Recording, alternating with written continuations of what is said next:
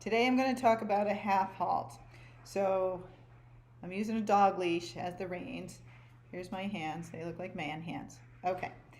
So when you're riding on the trail or in the arena, I'm going to show you one hand at a time first. So when you're riding, you want to have your fingers just kind of relaxed. It's around the rein, but it's just holding it lightly. If you're pulling on it like this just to hold on to the rein, you're actually pulling on your horse's mouth. So you want to be very light with your hand. If you have short arms, you might have to push your arms forward a little bit to also be light, or you might have to have your rein a little bit longer. But otherwise, you usually have your fingers kind of open and relaxed. When you're going to signal the horse to slow down, or you're kind of tapping on the, you're tapping on the brakes a little bit, you're going to squeeze on the rein. Now, depending on how your horse responds, you might be able to give a little squeeze, or you might have to do it pretty hard.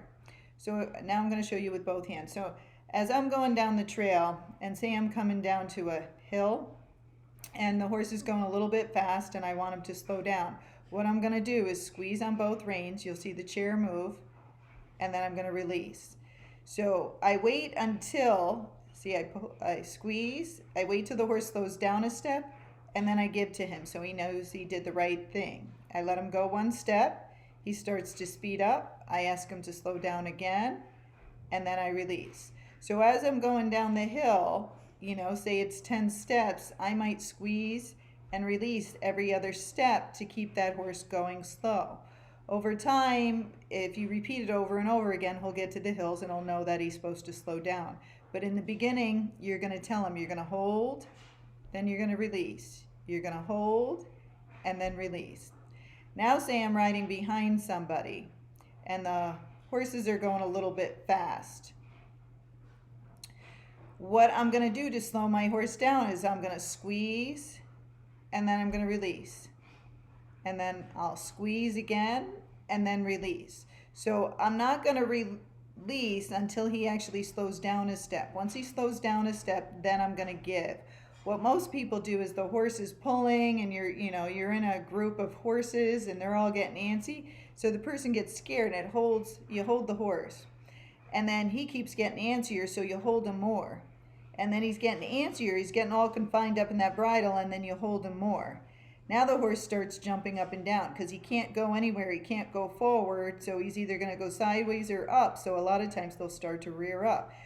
What the problem is you have too much contact on them. So even though you're in a group, you still got to squeeze and relax. Squeeze and then relax. So you might have to do it over and over again, but what you don't want to do is just hold. If you hold and confine that horse, the horse just wants to get away from you. They get very claustrophobic. It's just like if I tried to push you in a corner and I wouldn't let you out, and everybody's leaving, you'd get madder and madder until you push me out of the way. So again, you're going to hold and then you're going to relax. The other thing you have to do at the same time is not be gripping with your legs. A lot of times people want to grip with their legs to hold on to the horse because they're getting nervous and feel like he's going to move and they're going to fall off. The more you grip with those legs, the more that horse is going to want to get away from you. It feels like it's, got a wild animal on its back. So you have to keep your legs totally relaxed and off of the horse if it's going fast. And you also have to keep your butt relaxed. What people don't realize is they tense their butt up. So you have to relax your butt cheeks and relax your legs, and then just use your hands to slow the horse down. If he's not slowing down, don't pull, and just hold him.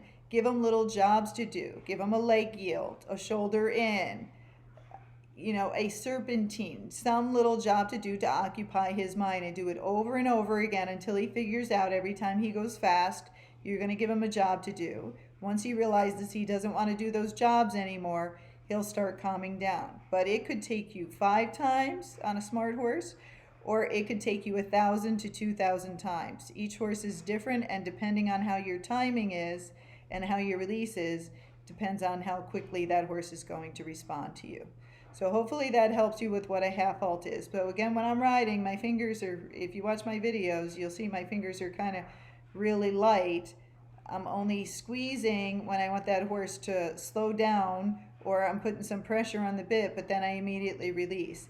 And then you'll also notice I'm not bending my wrist or pulling my arm back. I'm just using my fingers and then a release. If the horse is bad and I use my fingers and that's not helping, and then I put some more pressure on him, you'll see my wrist is still straight. I'm not breaking it over or doing anything funny like this. It's straight, but as soon as he slows down, even for 1 second, I'm going to let go of him. All right, hopefully that helps. Over and out.